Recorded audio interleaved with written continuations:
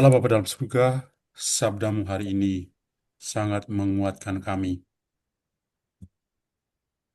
Kami percaya bahwa dari jumlah yang sedikit bisa menjadi banyak.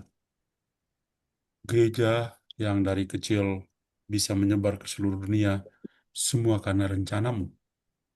Kami mohon semoga Engkau juga mendampingi kami dalam kelompok LPF yang jumlahnya sedikit, tetapi bisa seperti biji sesawi atau sebagai ragi yang menerangi atau menginspirasi banyak orang untuk menimba pengalaman rohani bersama-sama. Kami mohon semoga pada saat ini Engkau juga hadir membuka pikiran kami agar segala sesuatu yang kami renungkan bersama berguna untuk pertumbuhan kehidupan kami secara rohani. Demi Amin. Kristus Tuhan dan pengantara kami. Amin. Amin. Dalam nama Bapa dan Putra dan Roh Kudus. Amin. Baik seluruh keluarga besar LPF. Pada siang dan juga sore hari ini, yang menjadi permenungan kita eh, adalah apa yang kita dengar atau kita baca pada hari ini dari Injil, tapi juga dari pengalaman rohani Santa Faustina yang selalu menginspirasi kehidupan kita. Dan tema yang saya bawakan pada hari ini adalah Small is Beautiful. Kecil itu indah. Memang eh, ungkapan ini sudah lama, ya, banyak orang pasti sudah mendengarnya, dan saya coba menjadikannya sebagai eh, judul dari permenungan kita karena eh, boleh dikatakan meringkas segala sesuatu yang kita dengar dari Injil maupun dari pengalaman rohani Santa Faustina. Mari pertama-tama kita memandang gambar ini. Saya memilih gambar ini. Warnanya, corak warnanya memang membuat memang bunganya kecil, tapi kalau kita perhatikan ada unsur-unsur keindahan tertentu. Kadang-kadang ketika kita berjalan di pinggir pantai atau di sebuah padang, ya selalu ada keindahan Tuhan itu terpancar melalui ciptaan dan sangat indah. Ya, mungkin bagi orang tidak indah, tapi bagi saya indah. Ya, kecil ini tapi begitu indah karena menampakkan wajah Allah yang begitu indah. Nah, kita semua mendengar ungkapan ini. Sebetulnya para ahli ekonomi itu eh, sangat familiar dengan ungkapan ini. Small is beautiful. Karena ungkapan ini pertama kali disampaikan oleh Schumacher, seorang ahli ekonomi yang menulis esai dan dibukukan dalam bukunya yang terkenal diterbitkan tahun 1973 dengan judul Small is Beautiful, Economic as if People Mattered. Jadi buku ini memang sudah agak lama, tapi masih punya nilai eh, atau bisa memberi motivasi yang besar kepada dunia masa kini. Kenapa? Karena hal-hal yang diungkapkan itu ya memang berlawanan dengan apa yang dipikirkan oleh manusia pada umumnya. Biasanya orang itu melihat sesuatu yang besar saja dan mengabaikan yang kecil. Tapi Schumacher dalam bukunya ini, dia justru melihat terbalik. Yang kecil itulah yang memberikan kekuatan tersendiri. Schumacher berpendapat begini, dan saya tulis di sini, obsesi masyarakat modern terhadap perusahaan-perusahaan raksasa atau produksi massal, ya, atau produksi besar-besaran itu, dan juga pertumbuhan produk nasional bruto (PNB) yang terus-menerus telah mengasingkan para pekerja, menguras sumber daya alam, dan juga merusak lingkungan hidup. Apa yang dikatakan tahun 1973 pada masa kini dengan ekologi, Paus Fransiskus mengatakan perlu pertobatan ekologis. ya. Gereja-gereja di mana-mana coba mempopulerkan yang penting bagaimana perhatian kita pada lingkungan hidup kita, ya. Dan memang sepanjang sejarah yang terjadi justru alam itu tidak hanya dikuasai tapi dikuras habis-habisan. Kita di Indonesia memang sudah lazim dengan istilah-istilah seperti itu. Yang namanya mengasingkan para pekerja ada.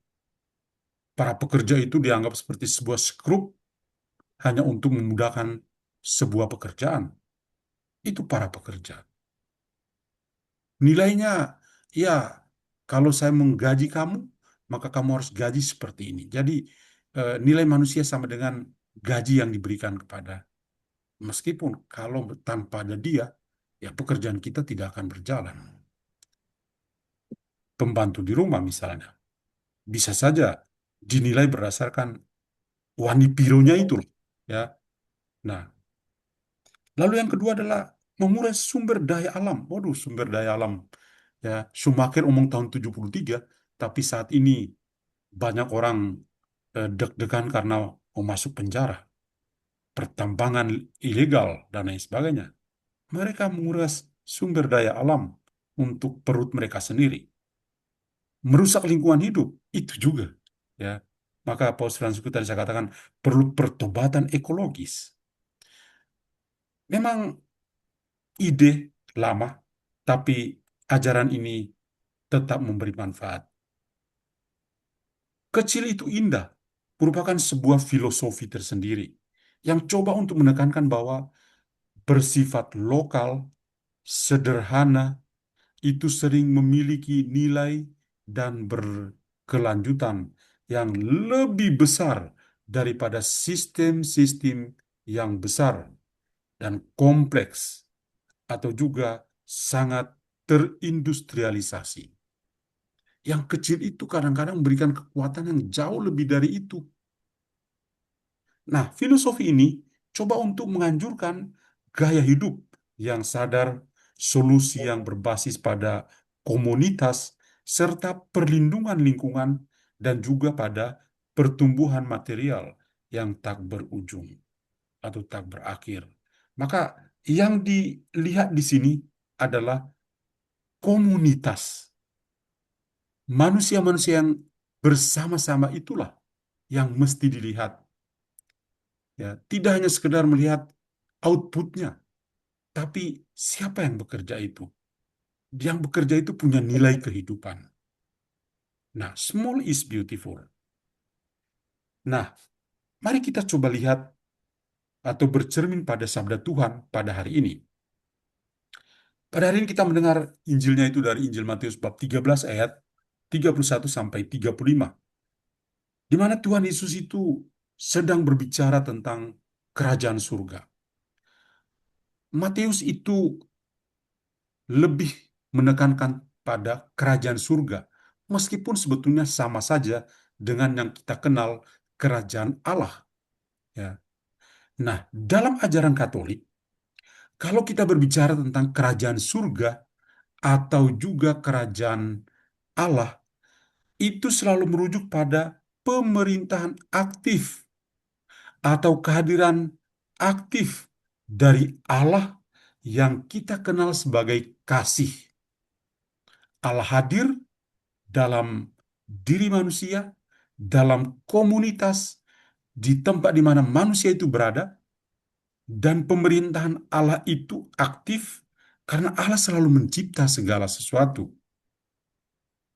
Kehadiran itu bisa dirasakan dalam kasih, dalam rahmat, dan juga damai sejahtera dari Allah sendiri, baik saat ini di dunia maupun akan dialami secara penuh ketika dalam kehidupan kekal di surga.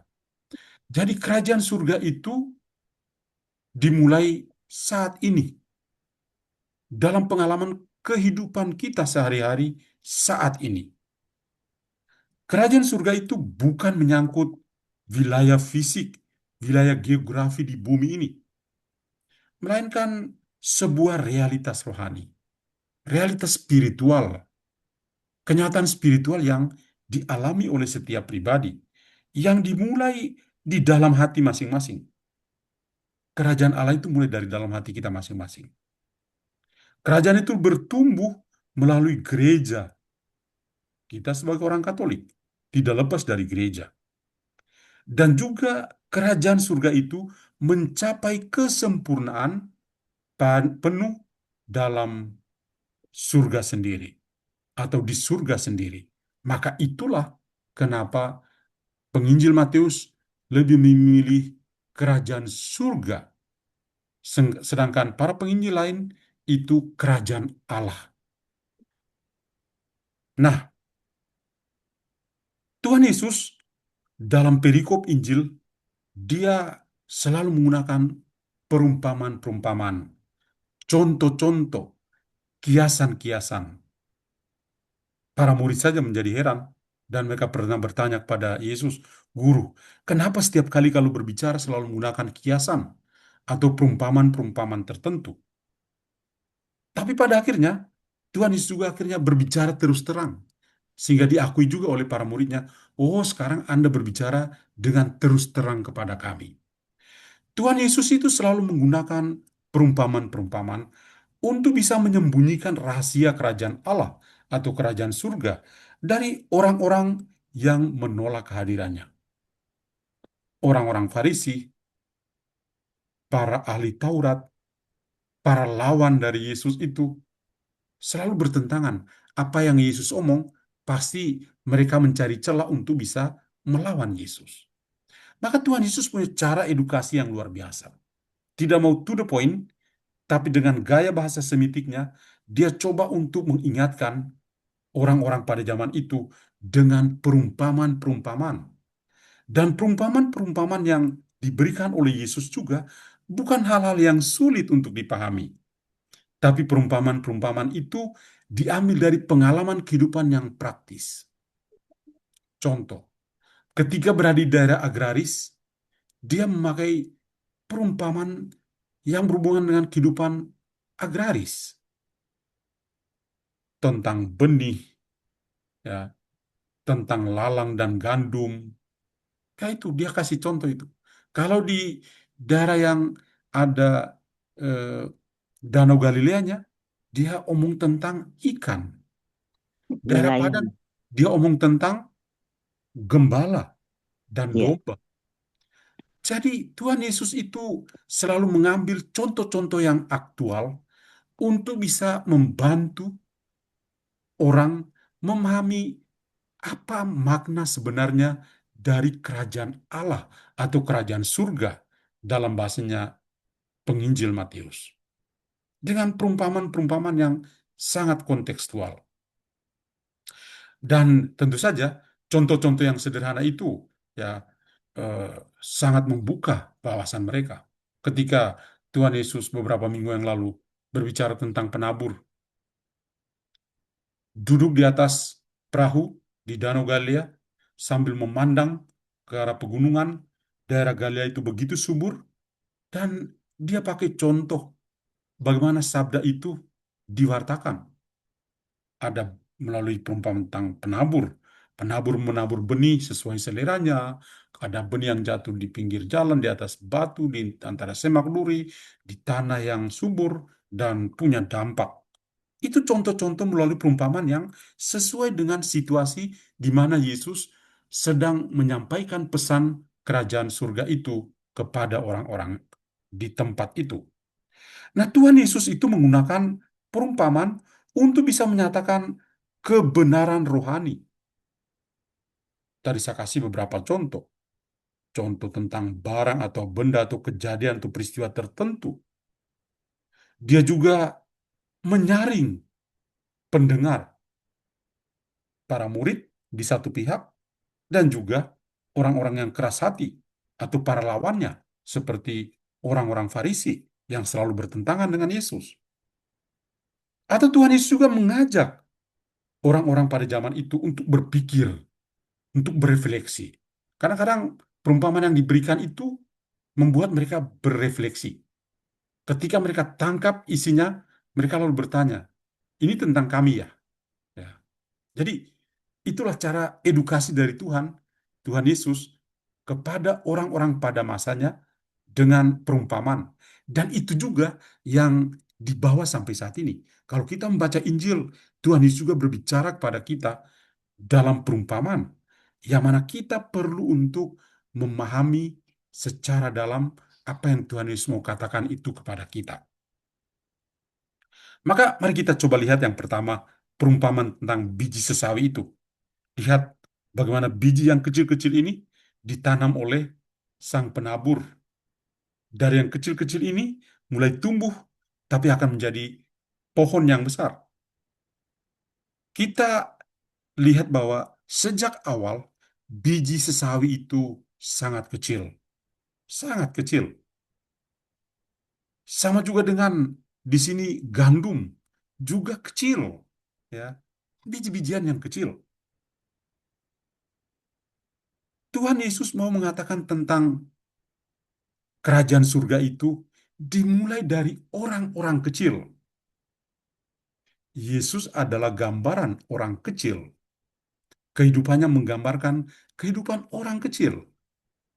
Dari keluarganya, Maria dan Yusuf adalah orang-orang kecil. Peristiwa kelahirannya di Bethlehem, orang kecil. Dia wafat di kayu salib tanpa ada pakaian. Gambaran kehidupan Yesus yang sangat luar biasa. Para murid itu bahkan disyukuri oleh Yesus. Terpujilah Engkau Tuhan, Bapa langit dan bumi.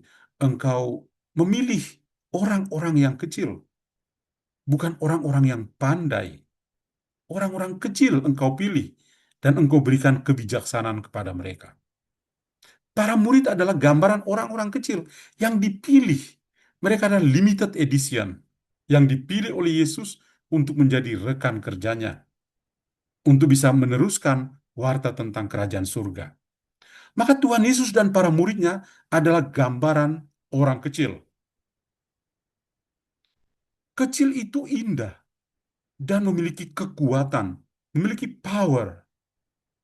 Biji sesawi itu kecil, tapi ketika dia mulai bertumbuh, dia akan bertumbuh menjadi sebuah pohon yang besar. Bahkan burung-burung pun bisa bersarang di atas pohon sesawi itu. Dari biji yang kecil, yang disepelekan, yang tidak diperhitungkan, tapi bisa menjadi pohon yang menjadi perhitungan, para burung bisa bersarang. Kadang-kadang kita itu menginginkan sesuatu yang besar saja, dan kita mengabaikan yang kecil. Wait, small is beautiful. Dan ini adalah gambaran tentang ukuran kerajaan surga di masa depan dan dampaknya bagi seluruh dunia. Ketika kita mulai dari yang kecil, demikian terjadi juga dengan kerajaan surga yang begitu kecil, tapi akhirnya menjadi begitu besar di atas dunia. Gereja dari yang kecil, tapi menjadi begitu besar di dunia ini. Itulah gambaran biji sesawi bagi gereja kita. Yang kedua adalah perumpamaan tentang ragi. Sebuah adegan yang tersembunyi. Maksudnya begini, kita perhatikan gambar, ya, bagaimana seorang wanita dengan ragi dan adonan yang kecil tapi akhirnya menjadi besar dan dia bisa membuat banyak roti. Ragi yang dia ambil, atau yang diambil oleh wanita, itu diaduk ke dalam tepung terigu 3 sukat sampai seluruhnya itu beragi. Lama-kelamaan menjadi begitu besar. Ada perubahan yang total dari dalam keluar. Dari dalam adonan itu dia akan menjadi lebih besar. Kenapa? Karena ragi sudah bercampur. Ragi bukan ditempel dari luar, tapi dia masuk ke dalam dan membuat adonan menjadi besar. Ragi itu bekerja dengan tenang, dengan diam-diam dari dalam adonan, hingga mengubah seluruh adonan itu menjadi besar. Ini satu yang sangat indah. Kalau ini tentang perubahan tentang perumpamaan tentang ragi, ragi yang jumlahnya sedikit, kecil, kadang-kadang tidak kelihatan, tapi ketika sudah dicampur dengan sebuah adonan, dengan terigu, terigu akhirnya mengembang. Dia mengembang, pengaruhnya itu dari dalam keluar. Sama dengan ketika kita omong tentang garam. Garam itu bisa memberi rasa, itu ketika garam itu masuk ke dalam makanan, dan dari dalam makanan itu dia memberi rasa. Tapi garam itu harus kehilangan jati dirinya. Biji-biji garam itu, ya garam batu, harus eh, menjadi air, merembes masuk ke dalam makanan. Dan dari dalam makanan itu dia memberikan rasa. Kita bilang, oh asin, oh garamnya cukup.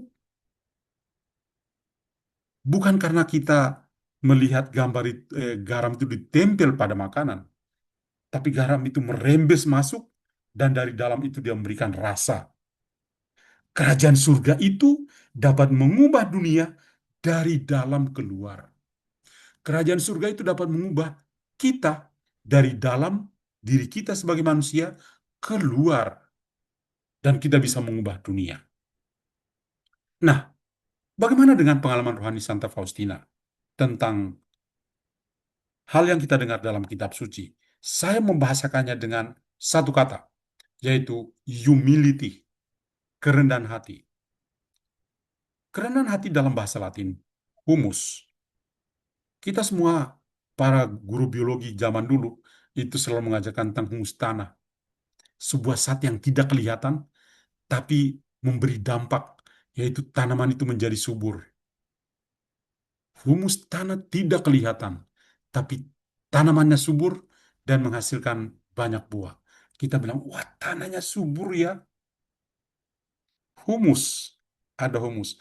Kerendahan hati itu adalah sebuah kebajikan yang tidak bisa diungkapkan, hanya bisa ditunjukkan. Kalau kita mengatakan kita rendah hati, pada saat yang sama kita itu sombong bahwa kita itu rendah hati. Jangan pernah mengatakan saya rendah hati. Anda sombong bahwa Anda rendah hati. Jadi karena itu kita hanya bisa tunjukkan.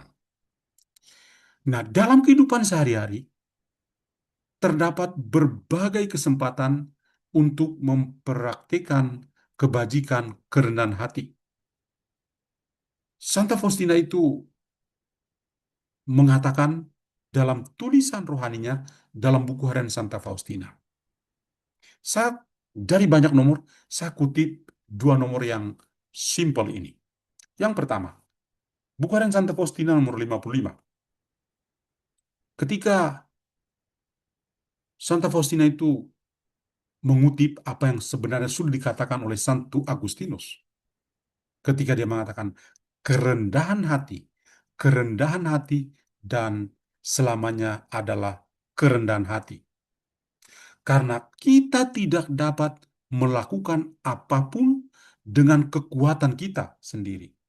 Semuanya murni dan semata-mata merupakan rahmat dari Tuhan sendiri.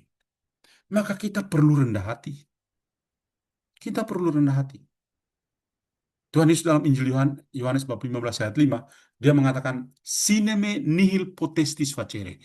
Terlepas dari aku, kamu tidak bisa berbuat apa-apa. Maka kerendahan hati adalah kerendahan hati. Dan selamanya adalah kerendahan hati. Semua itu karena rahmat Tuhan bagi kita. Kutipan yang kedua, yang juga menarik perhatian adalah ketika Santa Faustina itu pernah diberikan nasihat oleh pembimbing rohaninya, yaitu Beato Michael Schopoch, untuk bisa mempraktikkan kebajikan kerendahan hati dengan caranya seperti ini. Nasihat dari pembimbing rohaninya begini. Seseorang tidak hanya harus menahan diri dari memberikan penjelasan atau membela diri ketika ditegur atau mendapat koreksi persaudaraan atas suatu hal, tetapi juga harus bersuka cita atas penghinaan tersebut. Kalau ada sesuatu yang dirasa sebagai penghinaan, rendah hatilah untuk menerima itu. Buku Harian Santa Faustina nomor 270. Nah, lihatlah bahwa small is beautiful. Kecil itu indah. Pengalaman rohani Santa Faustina tentang kebajikan kerendahan hati itu tidak mudah loh.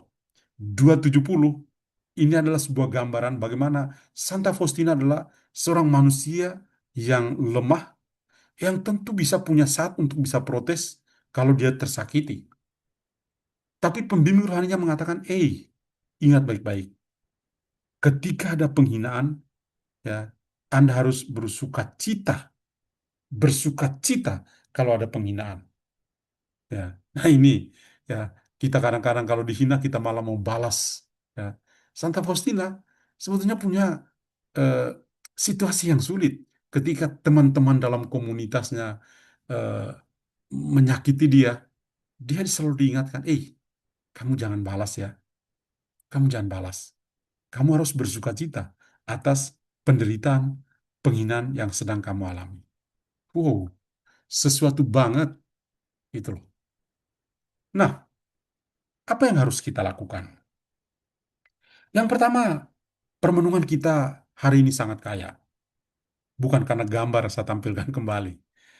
Tapi bahwa kecil itu indah, itu membuka wawasan kita untuk melihat ke depan tentang option for the poor. Pilihan mendasar untuk melayani orang-orang kecil. Atau di Kusuma Agung Jakarta selalu ada satu singkatan KLMTD yang selalu saya kutip. Orang-orang yang kecil, lemah, miskin, tersingkir, dan difabel. Orang-orang kecil ini indah. Indah ketika kita bisa melayani mereka.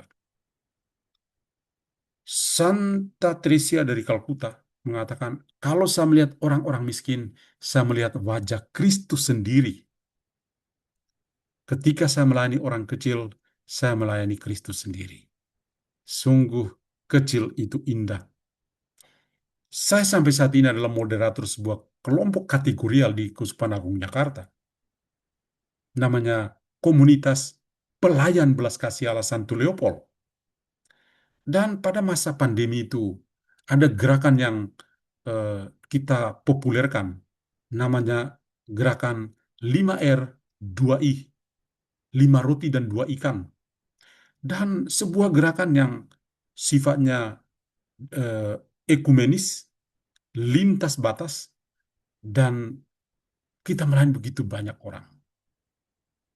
Dua komunitas yang besar seperti di Lipo dan juga di Cengkareng, di Citra, itu eh, mengalami sendiri bagaimana ya kita melayani orang-orang kecil, para pemulung, orang-orang yang eh, sangat membutuhkan ketika kita melayani mereka. Wah, luar biasa. Kalau saya sempat ada di sana, kita biasa pergi pada masa pandemi ya, tidak takut untuk pergi mengunjungi orang-orang yang sedang sakit dan saya kasih minyak suci. Puji Tuhan sampai selesai pandemi, saya tidak mati, saya juga tidak pernah kena eh, C19, kena COVID, tidak. Padahal tangan saya yang kasih minyak suci pada orang yang kena COVID. Tuhan itu memang luar biasa. Masih pelihara saya. Yang kedua, transformasi diri. Kita menjadi biji sesawi dan ragi masa kini. Tadi kita mengatakan pisau itu kecil bisa jadi sebuah pohon yang besar. Ragi itu sedikit bisa membuat adonan jadi besar. Kita di LPV ini jumlah kita itu sedikit. Yang ikut Zoom hari ini berapa? Hanya 51 atau 50 orang. Kalau 50 ini menjadi biji sesawi, bisa menjadi ragi, akan mengubah bukan hanya 50, tapi 50 kali 50 kali 50. Kalau kita sungguh bertransformasi, transformasi berarti perubahan yang radikal. Kalau kita sungguh berubah, maka perubahan kita, transformasi kita itu akan mengubah kehidupan orang-orang yang lain.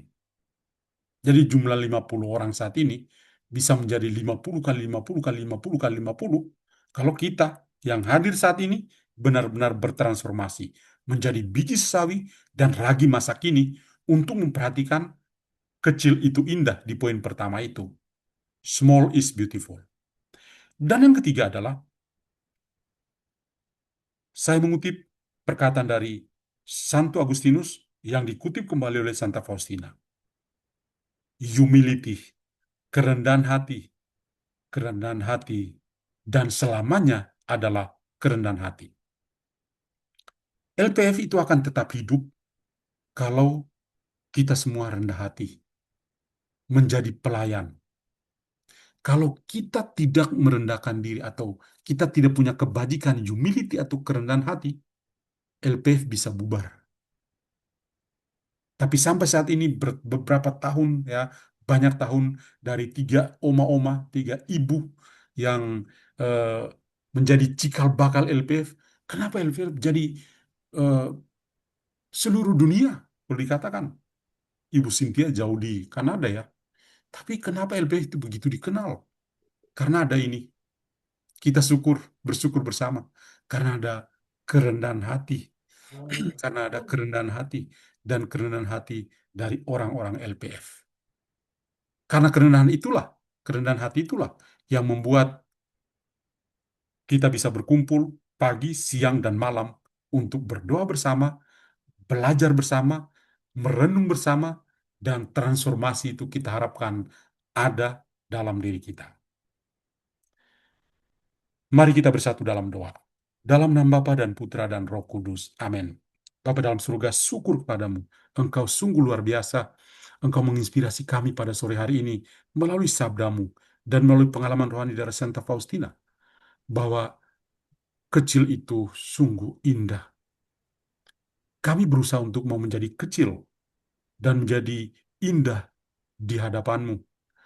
Kami mohon semoga engkau senantiasa meneguhkan kami, membuat kami bertumbuh bersama dalam komunitas LPF ini untuk mentransformasi saudara-saudara kami dengan kehidupan kami, kerendahan hati sebagai kebajikan yang boleh kami bagikan, kami tunjukkan kepada mereka.